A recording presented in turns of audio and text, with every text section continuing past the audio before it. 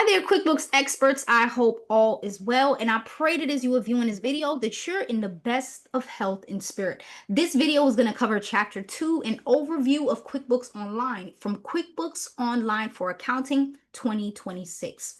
So upon completion of this chapter, you should be able to do the following: identify the basic features of QuickBooks Online, often abbreviated as QBO, explain how QuickBooks Online is similar to and differs from the desktop version of QuickBooks. So just keep in mind, QBO, this is a cloud-based software, so you can be anywhere in the world. So long as you have internet connection, Wi-Fi, you can access QuickBooks Online. This is in comparison to the desktop version of QuickBooks, whereby the version of QuickBooks, it is stationary to the specific computer to which the program is downloaded. So therefore, you would physically need to be in the location to use QuickBooks Online. So as you can imagine, that has its advantages and disadvantages. You'll also open the QBO company you created, and the preface to this text will walk through those steps. You'll provide information to QBO about your company, successfully navigate the QBO dashboard, assign your instructor as your accountant, and use the QBO help feature. Just a quick overview. The focus of this chapter is to introduce you to QBO, get your account and company established. As you know, when you are walking through the chapter, you are using wild water sports. And at the end of chapter case assignments, those are using different cases to essentially rebuild and reinforce, rather, the concepts that you've learned during the chapters. So a description of QBO will be provided along with a brief comparison of how QBO differs from its desktop version.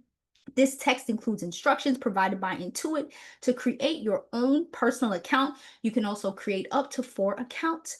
And again, you will be assigned a company, and that is ultimately going to give you additional practice with utilizing QBO. Welcome to the journey. So what is QuickBooks Online? Again, there are some video tutorials that are provided by Intuit. There is a website address specified later in this chapter. So that way, let's say as you are working in QBO, obviously, if you're new to the software, there are going to be some things that you just don't know, right? There's going to be some features, some functionalities that you're not necessarily familiar with. I've been using QBO for years, and there's lots of things that I'm still learning. My uncle once said, if you're not learning, sorry, you're not living, right? And I am guided by that principle. I'm always seeking out opportunities to learn, because you could never stop learning, right? It's one of my favorite things to do, to learn. So I say all of that to say, in the event that you're using QBO or any software for that matter, again, there are always things that you can learn. So they have these video tutorials that are provided to help guide you in that learning process. So QBO Online, it is the online version of the popular QuickBooks accounting software. It was developed by Intuit. The software is designed to capture common business events. So if you purchase things from a vendor, so basically money is leaving the company and there's a reason why it left the company. Did you pay for an expense or did you pay for an asset? Sales to and collection from customers. If they paid you right away, you would record a cash receipt. If you provided the service or sold the product and they're going to pay you at a later date, you would issue an invoice, right? So all of these different things, they are essentially done in QuickBooks. So one thing that I would strongly suggest, if you are struggling with the basics of accounting principles, the bookkeeping fundamentals, you're going to find yourself struggling, right? And the reason why, because again, QuickBooks is an amazing program. It streamlines the accounting process, but the reality is if garbage goes into the program, garbage is going to come out. So it's very important to take the time to solidify your understanding of the accounting basic principles. So there are, various transactions, operating, investing, and financing activities. There's period end accrual adjustments, because again, if there's a difference from cash basis to the accrual basis, there are some things that need to be accounted for. And then reports include the standard financial statements. This includes the income statement, which shows revenue and expenses, statement of stockholders' equity, balance sheet, which covers assets, liabilities, and owner's equity, statement of cash flows, which covers those 3 activities as mentioned: operating activities, investing, and financing. And we'll go a bit more into detail in the later chapters. And there's other useful reports like accounts receivable aging. So all interaction with QBO, as mentioned, done via internet connection. You could literally be anywhere in the world. So long as you have internet connection, you can join in. So All interaction, again, it's done online. There's no files to maintain on a computer. Everything is saved online. Therefore, there's no need for backup files. The monthly fee for using QBO in its non-educational version covers up to 4 companies. This text includes access to the QBO that you can create up to 4 companies for a limited amount of time. So this is essentially just going over how QBO is similar to and different than the desktop version of QuickBooks Accountant. So again, even though the two products, they share the name QuickBooks, they are unrelated. So QBO, it's not a copy of QuickBooks that has been web enabled. So they are different products, different database structures, and the approaches to solving problems, even though both were developed by Intuit, they are handled a little differently. So as we see here in the second paragraph, not all features available in QBO are available in the Windows desktop version of QBO. The desktop version. Likewise, not all features in the desktop version are available in QBO. Obviously, QBO, we know, requires an internet connection. However, the desktop version, it's installed on a computer. QB desktop version, I'm not even going to try to use the acronyms. I'm just going to say, what it is. I'll say desktop and then I'll say online. Just make it easier for me. So with the desktop version, there's a one-time purchase, no monthly fees. Online version, there are monthly fees. So a key difference is that because QBO is online, it can work on multiple operating systems. So Windows, Apple, etc., devices, laptops, smartphones, tablets. The same is not true for the desktop version. So if you are using the desktop version, you need to have a Windows-based or an Apple-based computer. So these are just some of the, notable differences between QBO Online and QBO Desktop. So these are some things that you can essentially, take the time to go through. I'll just go through a few. With the desktop version, there's an unlimited number of companies, but with QBO Online, it limits you to 4 companies. And if you need to manage more than 4 companies, each is going to cost you another fee. QBO Online can automatically download bank transactions, no additional cost. The desktop version can track inventory. Online can track inventory purchases, but only based on a first in, first out. And as we see, desktop can do average cost or first in, first out. So again, there's some nuances between the two. When you're dealing with clients, it's ultimately based on their preference and their needs, whether or not QBO or desktop works best. All right, so how to open the company that was created in the preface. So instructions for the instructor students, you can be found in the preface. So the key thing in this chapter is learning how to create the company. So here we see, you get into the web browser and then we'll see what the welcome window should essentially look like. So you're going to receive an email that looks like this. It says your instructor has invited you to create your own QuickBooks company. All right. So what you're going to do, you're going to accept the invitation. And then once you accept the invitation, it is going to take you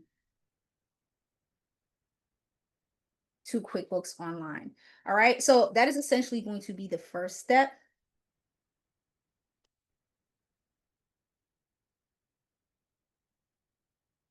So we're just going to make both of these available so we can see both.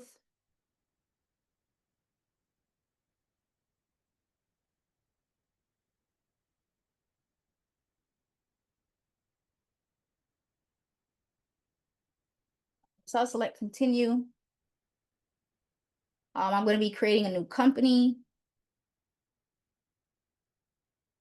All right. And for yours, for many of you, you're going to be using QBO for the first time. So that's why, you'll see similar to what's shown on the screen. I mean, I've used QuickBooks in my own personal business. So that's why essentially, that's why I just selected create a new account. But for you, you're going to automatically see that. So this is the first thing you're going to do.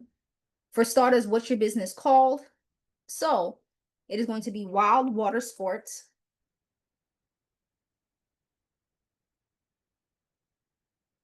Then you're going to input your name.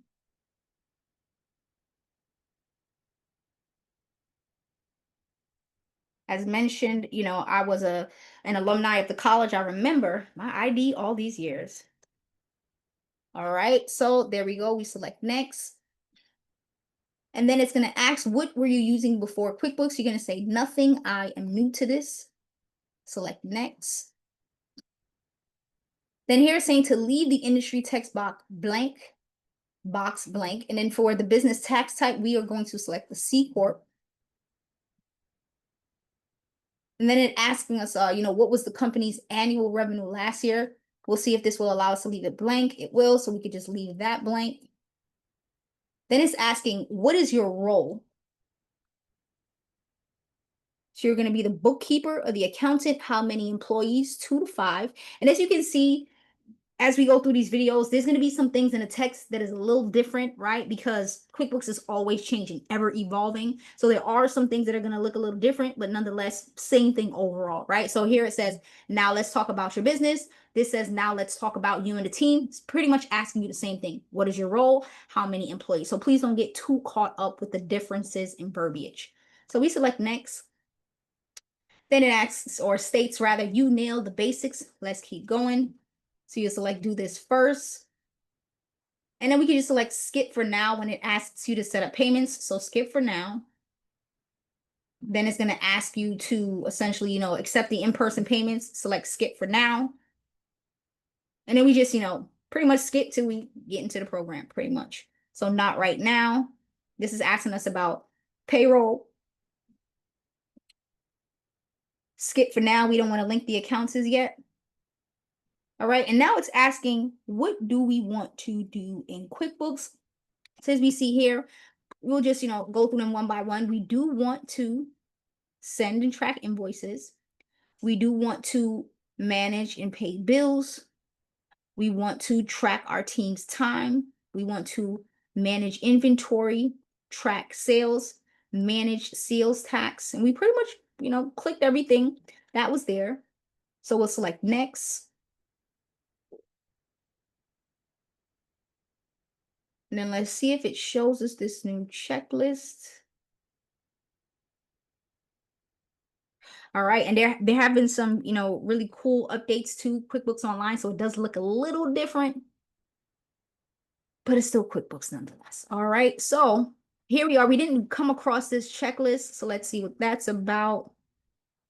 More business information. All right, so we can essentially skip that, doesn't really make a big deal. So now what it's going to ask us to do is to go to the gear icon. So the gear icon, I often say that it looks like a, a nut and bolt pretty much.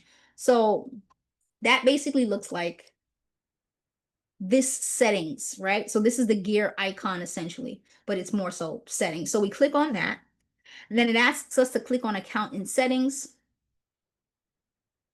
And then here we see we have our company information. We have the name of the company, my name, my student ID.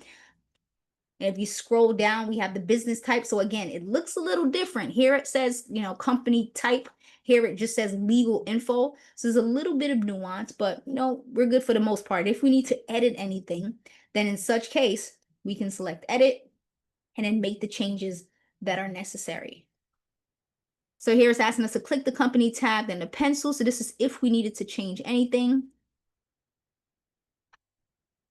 I think it's asking us for the EIN.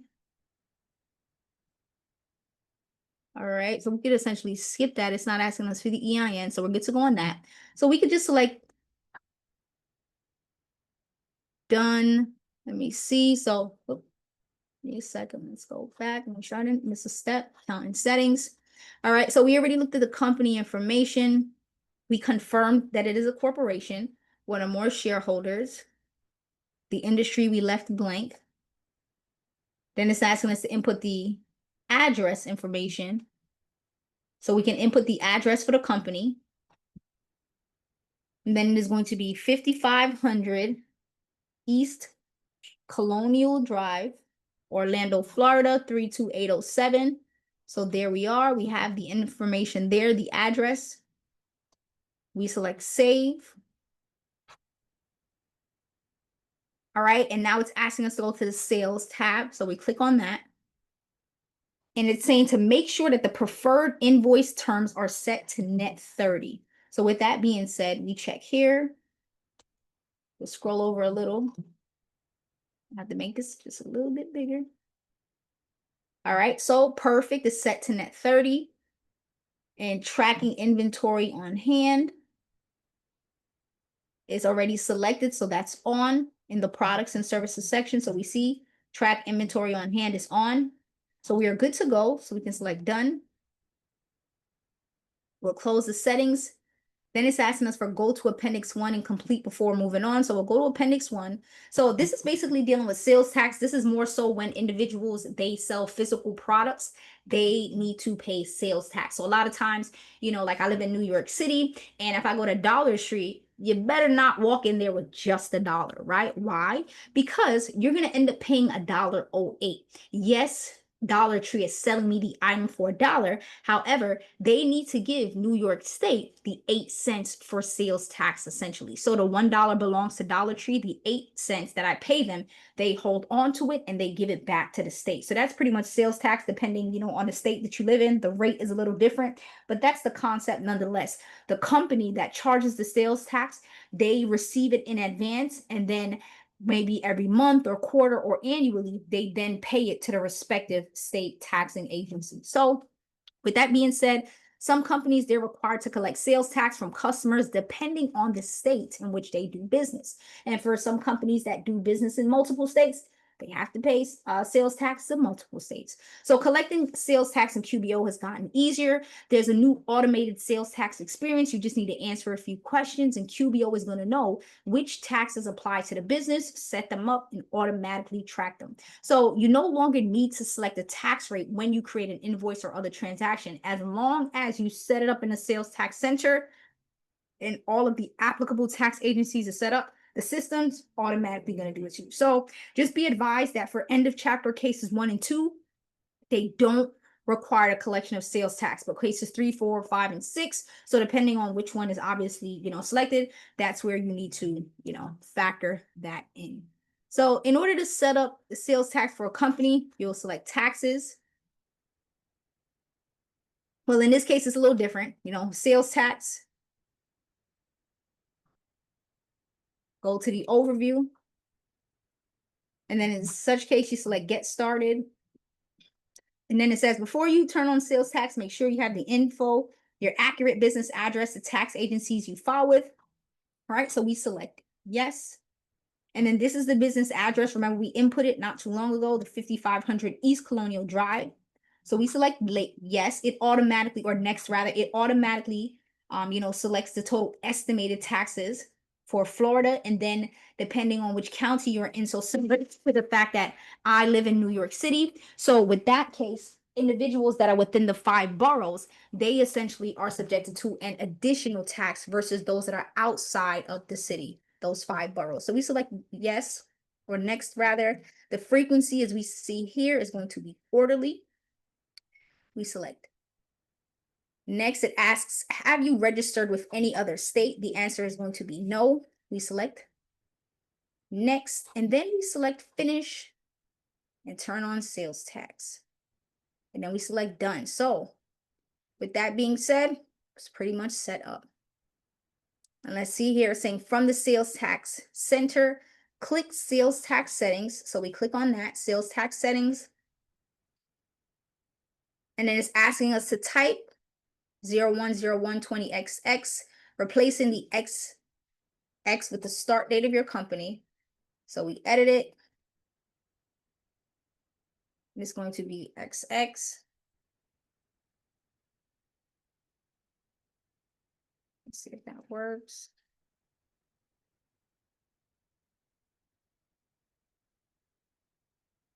All right, that actually doesn't work. 27 type, replacing XX with the start date. All right, so what we'll do, we'll change the start date to what it shows here, which is 01/01/2027, quarterly, and it's accrual. So we'll change it to the date that they have here. I'm not sure why it says type replacing. Yeah. So anyhow, but you know, in the profession, that's essentially how you would do it at the beginning of the month, and the first day of the month, pretty much. So we select save. Back to sales tax center. And then from there, we can just go back home to the main screen. So now we're going to jump back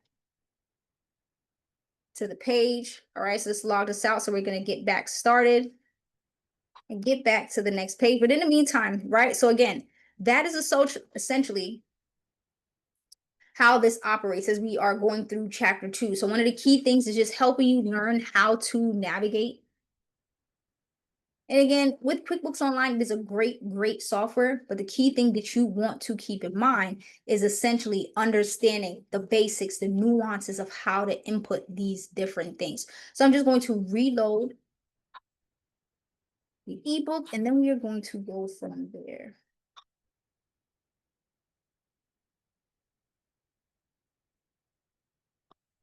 All right, so here we are.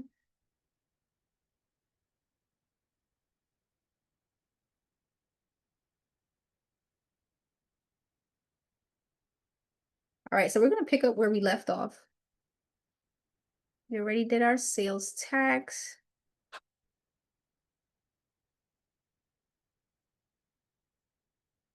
All right, perfect. So make sure we didn't skip anything. Perfect. So we want to do that.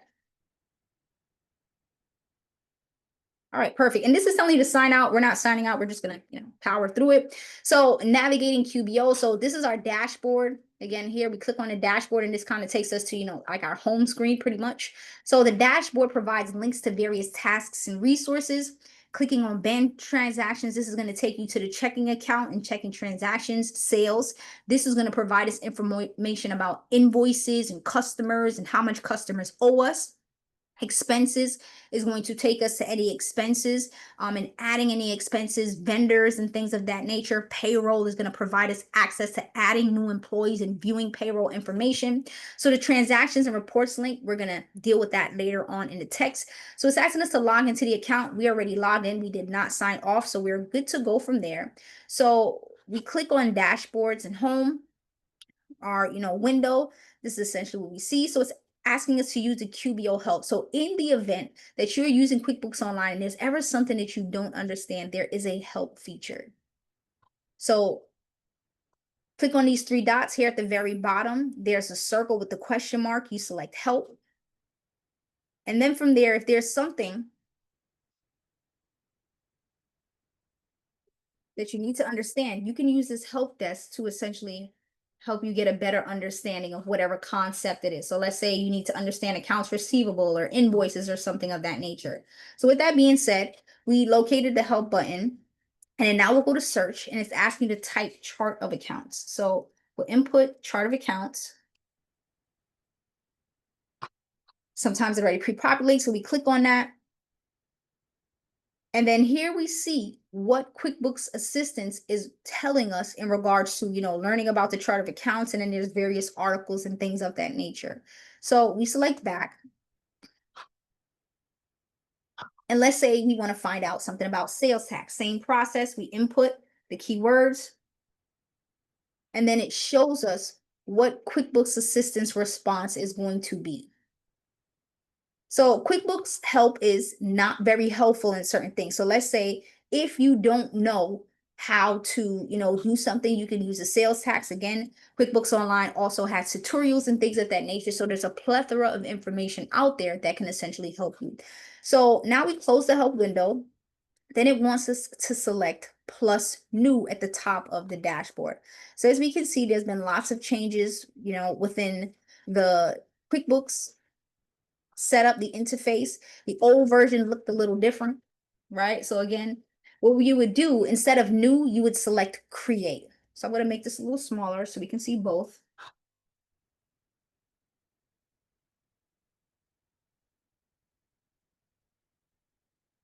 All right, so here we see when we get to the dashboard, we select this, which represents create. So this plus. So it used to say plus new, but now it looks a little different. It just has the plus feature, but we can see the text says to add new. So we click on that. And then we see we have these columns. We have customers, we have vendors, we have team, and we have other. So again, when you don't see the plus new, because many of you are going to be updated to this new version, it is basically just this plus mark. So in the event that, you have the whole screen, you would select create. And then if it's small, minimized, much like my screen, you would just see this plus sign where you can add new information.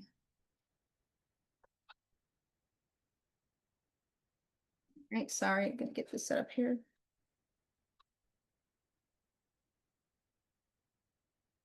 All right. So with that being said, we have the plus new, and it's basically just showing you what to expect. And then it's asking us to click outside of the new menu and then for us to click sales from the navigation bar. So this is our navigation bar. We click sale. Then it's asking us to click customers.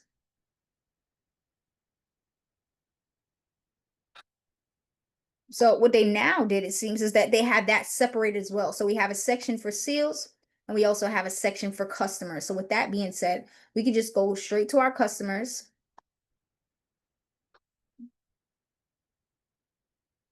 And then in order to add a customer manually, so this is important if you already have a list, but we can add the customer manually. So with that being said, we can just input the name, the last name, etc., address for all of that information. So we select X. And then next is asking us to do the same thing for expense. So if we go to expense and then we go to our vendors, it's basically the same thing. We can import a list or we can add a vendor. Same thing, the name, the contact information. Then it's asking us to click payroll from the navigation bar. So we scroll down here. It's not going to show you payroll. Instead, you'll see team. So once you go to team, you select employees. And then from there, you'll add an employee, you'll input their information, who's the new team member, what is their first name, middle initial, last name, email, as well as their hire date. So you'll input that information. And again, we're not adding anything. This is just showing us how to navigate QuickBooks Online. So from there, we go back to our gear icon. Again, we click on these three dots. We go to settings. And here it just, shows us different information. So we have our company, we have lists, we have tools, as well as the profile. So if you create more than one company, you can switch companies under the profile. So basically here, if you have more than one company, there will be a drop down. You can click it and switch between your companies. So once the new case is added, you can toggle between both companies pretty much.